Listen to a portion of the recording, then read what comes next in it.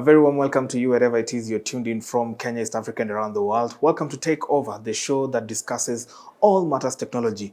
Today, we want to dive deep into cybersecurity. There's a lot of risk that is presented today by your interaction online, and there are so many people and so many cyber attacks currently going on. But first off, the tech news of the week.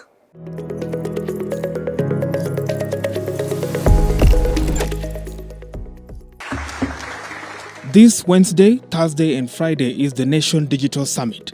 The 2024 edition, also the fourth of the annual tech event, moves from the coast to Naivasha with key focus on integration and intersection of two key technological domains, digital technologies and artificial intelligence. The event will explore the blending and mutual reinforcement of digital technologies and artificial intelligence that has led to a synergistic relationship that can drive technological advancements and create new opportunities across various domains. Delegates will learn from businesses and organizations that have used digital technologies to provide the infrastructure and data for AI systems to operate through intelligence and automation to digitization process, making them more efficient and effective.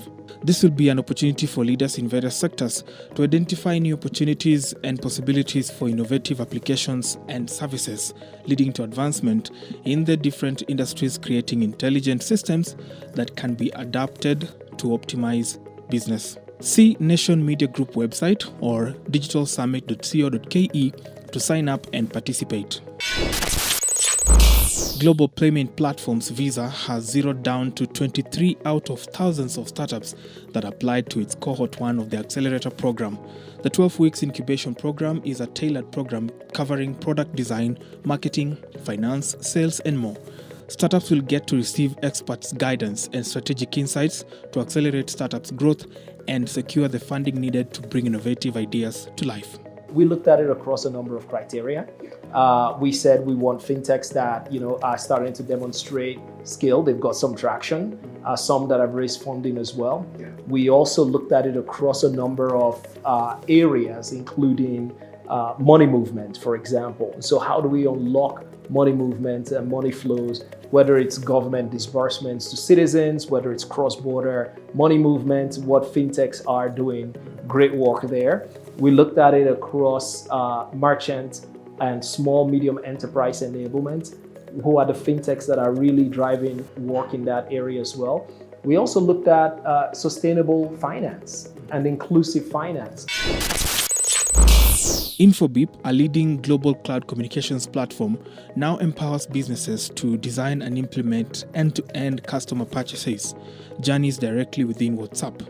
Using the latest features in WhatsApp business platform with Infobip, businesses can build pathways for customers to complete tasks and make purchases without leaving the application, improving the experience and increasing conversions. Previously, businesses on WhatsApp had to divert customers to external websites, support services, or payment gateways for information, retrieval, contacting agents, and completing purchases. Such fragmented customer journeys introduced friction, inconsistency, and increased instances of cart abandonment. Now, while delivering a speech at the World Government Summit in Dubai, the president informed delegates how the digital economy is offering opportunities to Kenyans. President William Ruto then went on to make a statement that was received with a lot of skepticism. He said that Apple CEO Tim Cook informed him last year that the big tech company employs about 23,000 Kenyans. But just how true is this?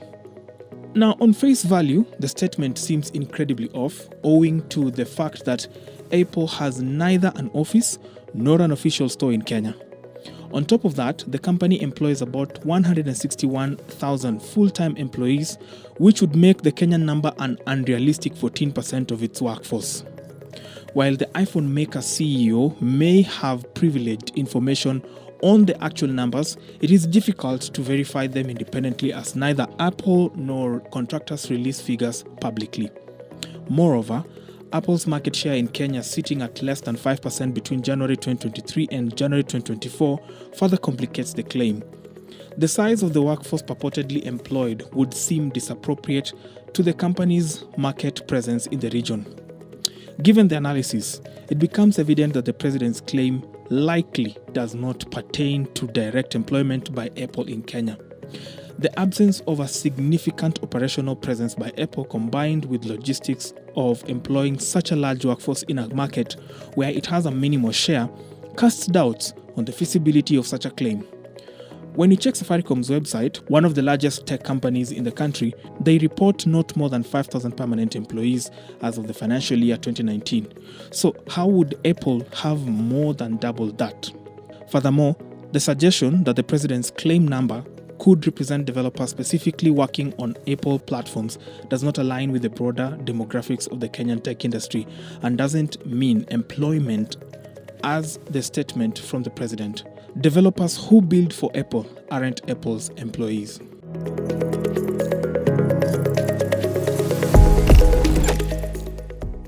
Fair enough. Now you're up to speed with what's been happening in the tech world and tech news of the week. Time now for that discussion on cybersecurity. I have an expert here who has been on it for a hot minute, 7 years and counting. Cliff, thank you so much for making time for us on NTV. Thank you for inviting me. So how did you get into the cybersecurity space, first of all? I'd say out of curiosity. Yeah. I had a lot of interest in, hacking, dark web stuff, how people steal credit cards, and and all that. So I started pursuing ethical hacking. Okay. And that's how I got into ethical hacking training. First as a student, then as an instructor. As an instructor. Yeah. Amazing.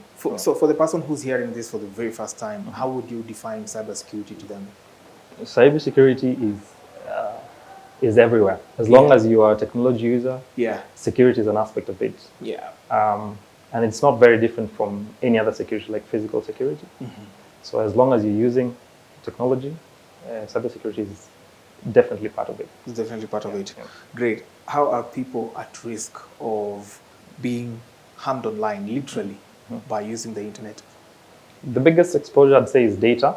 Okay. By using technology, technology is about exchanging data between systems. And by using technology, it means that you are either exposing your data or exchanging data between systems. And in that process, malicious people can intercept that data in one way or another for different purposes. For example, if it's financial data, they can they can intercept your data, they can collect your data from different sources online, and use that to profile you and eventually attack you. For example, steal your money. So do you think financial fraud or crime is one of the biggest in the cybersecurity? It's trending, definitely. It's trending so much. Maybe this doesn't come to the public a lot because of reputation issues or concerns within financial institutions. But financial fraud is there everywhere, and it happens every day. There's card fraud, there's mobile money fraud, which I think a lot of people are familiar with. Someone calling you, telling you, I'm from Safaricom. There's an issue with your blah blah blah, or I've sent you money mistakenly. I need you to, could you kindly reverse the money? And as people, fraudsters take advantage of human I'd say characteristics, things like compassion. Someone telling I sent you money mistakenly. And it was for school fees for my daughter, and for medical reasons. For medical reasons. And because of compassion, then you're sort of compelled to reverse. Okay, I hear you. Those are some of the ways it manifests itself. Now let's upgrade it a bit. So there are those high-tech criminal or rather cyber crime that goes on where it just takes seeing your CVV of the card or your card number, such kind of stuff. And we've seen a lot of this that's been reported about. I think there's a influencer who was incriminated for that and actually is in prison and serving a sentence. Talk to us about that, how people, perhaps you carelessly just pay for something in the supermarket and then you leave your card numbers exposed and all that. Yeah, with card fraud, I think the main challenge with people is they're not careful with their card information. If I have access to your physical card, assuming I'm a teller or cashier, the moment you give me your card, like if you're at a restaurant or a bar, and you've had your drinks, it's time to pay, you give me your card, I have full access to information and to your finances. Man. So it's up to you as the owner of the card to make sure that whatever I do with that card, you're in full control. Yeah, you're in full control. Yeah.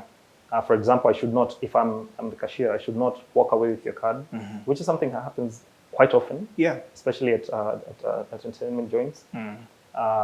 You give a cashier your card, and then if they are a fraudster, they can pretend that maybe this machine is not working. Let me get another one. And then you don't mind. Don't mind. Yeah. The moment they step out, you Yeah, don't know what they do with the card. that's it. Yeah, that's Oh it. man, that's crazy. AI is the big buzzword of the tech industry right now, but definitely there are also, of course, exposures that come with it. I have had stories of people taking advantage of voice calls and all that, and especially voice. So long as you can imitate how I talk, that's it. You're able to have checks written in my name and all that. Talk to us about the potential risk it poses. Yeah, AI brings the good and the bad with it. On the good side, AI can help prevent cyber threats in a way. It's easy now with ChatGPT and other AI platforms to proactively detect threats. Yeah. But also, cyber criminals are using the same platforms to exploit cyber vulnerabilities. For instance, I can just use ChatGPT, for example. To enumerate vulnerabilities in a certain system. For example, a platform that you're using in your office, a system I know that you're using in your office or an institution. I can use ChatGPT to enumerate vulnerabilities in that platform. You see, and that gives me an edge already, which means I'm a step ahead towards attacking you. Yeah. Great. So there's, of course, the estimated value of cyber attacks today globally from the dark web and from other cybersecurity institutions that do research and all that. Just how serious is it in terms of quantifying it in monetary terms? It's hard because, but it runs in the billions. Yeah. First, there's direct financial impact. That's financial fraud. Yeah. People's accounts getting defrauded. Then there's the I'd say reputational losses. Business lost as a result of reputational damage. So quantifying it it's hard to put a figure to it, but even in Kenya alone, it's huge. It's huge. It runs into billions of shillings annually. People are saying that nowadays the war has moved from tankers and all that and grenades and all that. Now it's cyber. Cyber. Yeah. Why do they say that? Because governments, health institutions, businesses, every these institutions and processes that support daily life. Yeah. Almost everything has been automated. So there's a lot of dependency on digital systems to run our daily lives. And I think last year, if you can remember, there was a group called Anonymous Sudan. They did some damage, let's say, because they understand, and those are terrorists. I'd categorize them as terrorists. They understand that there's a lot of dependency, both from the citizens and governments. There's a lot of dependency on digital systems, and instead of spending so much on physical attacks, it's easier to use the cyber security. Okay. Cyber terrorism. Okay, great. Let's talk about now practical solutions of how we can avoid some of these things, because on a daily basis we leave a digital footprint when you're going online and you're just randomly accepting cookies. Somebody sends you an email saying, "Oh, I am a prince in Saudi Arabia," or I am a son of a chief in Nigeria," or something of the sort, and then you go ahead and click that link. "I'm trying to get money and all that kind of stuff from my father's inheritance. Please send me such amount of money." How do people avoid these cyber security attacks? Number one is to be aware that you are at risk. The moment you're using any digital device or platform, you are at risk. And it's your responsibility to, to secure yourself. Yeah. So first of all, bring yourself up to speed with cyber threats. The basics, of course, passwords. Yeah.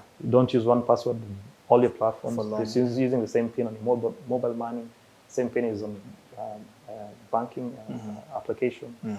So, you know, password hygiene, use different passwords whenever you can. Yeah. Also alternate your passwords regularly, maybe after 3 months, or whenever you feel that someone has access to your password. Yeah. Then it's time to change. Yeah. Great. Skills in the cybersecurity sector and how young people can also take advantage of the threat that is, because everywhere there is a problem, there's a solution. There's a solution. And there's an opportunity entirely for it. So what are some of the skills that young people today need to have to be able to take advantage of and create a career out of these cybersecurity threats that we see on a daily basis? Yeah, I'd say now we are a little fortunate. There are so many institutions that are offering beginner level cybersecurity courses. Yeah. There's government programs. Yeah. There are private stakeholders who are trying to, you know, educate and you know build skill in that area. So if you check out, if you're a young person, if you check out online, you can Google keywords like cybersecurity cohort programs or boot camps. Yeah. They're a good way to start. Oh, great. All right. Let's talk about ethical hacking, which is something you do. Hacking is not necessarily bad in all sense. There is good hacking. How does that come around about? They say to catch a thief, use a thief. Use a thief. So yeah, ethical hacking is about trying to do what the bad people do, but for good. But for good, yeah. Yeah. Okay. So it's basically trying to simulate or emulate how attackers, you know, do their thing. So you, one of the things that you must emphasize in ethical hacking is getting permission. If, for example, I want to find how vulnerable your organization is, yeah, I need to seek permission from your organization to do from your CTO or something. To do that. Okay, thank you so much. Where is the cybersecurity space heading to in the future? It's big already, and it's growing rapidly. Yeah, as other aspects of IT are growing, like AI, you know, automation. Yeah. So is cybersecurity. The more we automate, the more we get into the digital space. Yeah. The threat increases, and so does the need for cybersecurity. And the opportunity alike. Do you foresee a time when we will be purely cyber secure? It's not practical. Not practical. Yeah. Okay. Yeah. But what I can say is we're always catching up. Yeah. You know, it's a race. It's like physical security. Yeah. There's not, even if we had 100,000 policemen per city. Yeah. You know, we can't really say that Eliminate. Completely secure. Okay.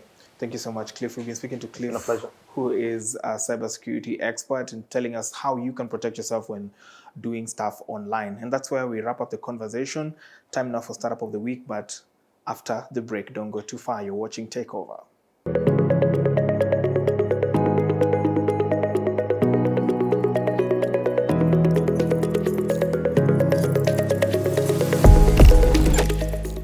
Welcome back. You're watching Takeover, the show that discusses all matters technology. Time now for our innovators this week and to showcase what they're coming up with. This is the Startup of the Week.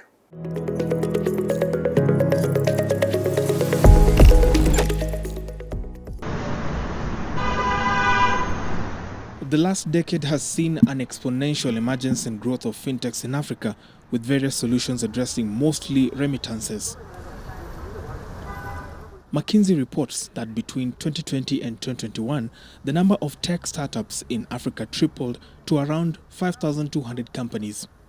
With many Africans working abroad and remote work becoming a norm, billions are sent to take care of subsistence and other development needs back home, or if you like it, black tax in plain black and white.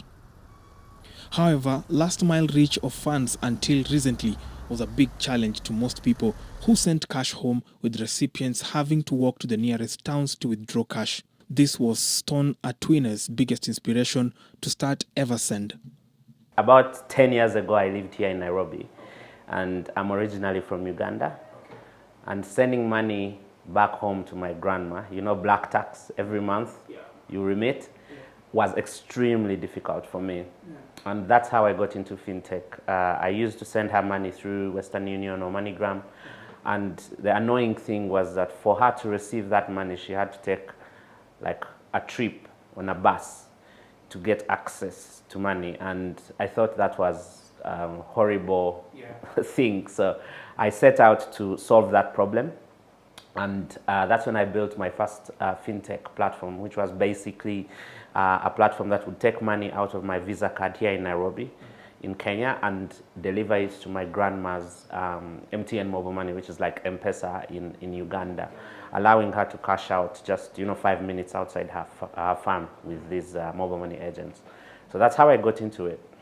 And just like that, in 2013, he quit his job to start putting together Eversend.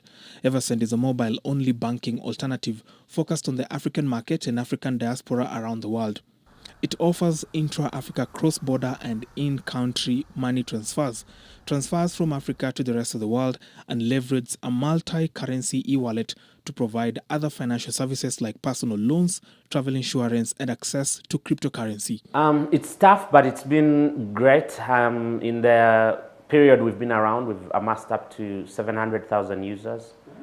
Yeah, we have about $550 million has passed through our platform, and we're still growing, so far so good. Operating a fintech in Africa is no walk in the park. Apart from the stringent regulatory rules, tech infrastructure like Rails and APIs remain a key challenge, as there are fewer common user facilities for budding fintechs to plug into. I think it's one of the biggest problems, really, if you're building a platform like ours. You find that you have to build a lot of infrastructure compared to Europe, where you can go to banking as a service provider and plug in. They take care of regulations, they take care of SEPA and all these money movement things. In Africa, you really have to build your own platform, and we've spent a lot of years building a lot of infrastructure, plugging into M-Pesa, plugging into banks, MTN mobile money, Visa cards, all these kinds of things. And that's why we've decided now to offer this infrastructure that we've built also to other players who are coming in. So we do have B2B APIs that we sell to other fintechs that are trying to set up to make it easier for them. Despite the challenges, there remains massive growth opportunity for fintechs in the continent. However, growth in financial services across Africa's 54 countries will not be uniform. While the lion's share of the value in the market, approximately 40% of revenues, is currently concentrated in South Africa, which has the most mature banking system in the continent, Ghana and Francophone West Africa are expected to show the fastest growth at 15% and 13% per annum respectively until 2025. Nigeria and Egypt follow, each with an expected growth of 12% per annum over the same period. Eversend hopes to jump onto this growth potential and scale up exponentially. And that's our startup of the week.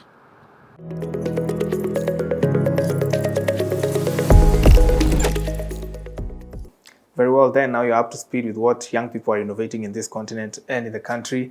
Let's now learn the tech tip of the week, and then we'll just end the show at that point.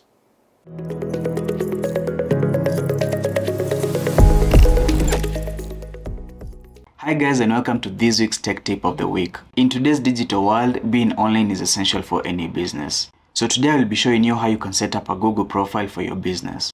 The first step is going to business.google.com, then click Manage Now, then write the name of your business, choose the business type, if it's an online retailer, a store, or a service business. Then if you already have an online store, you can add the link to the website right here, then click Continue. Then write the business type, and then put the physical address of your business. Then you can add your phone number so that it is easy for people to contact. Then click Continue. Then right here you need to specify the working hours of your business. So you can turn on the days when your business is operating, and then specify what time you'll be open and what time you'll be closed. After that, you'll need to enable the message element so that people are able to message you. Then click Continue. Then here you can write a brief description about your business. Then next you'll need to add photos of your business. So you can upload pictures of the location so that it is easy for people to see it and a lot more pictures to complement it. Then click continue and that's it. You can always edit this later if you want. That's it for this week. See you in the next one.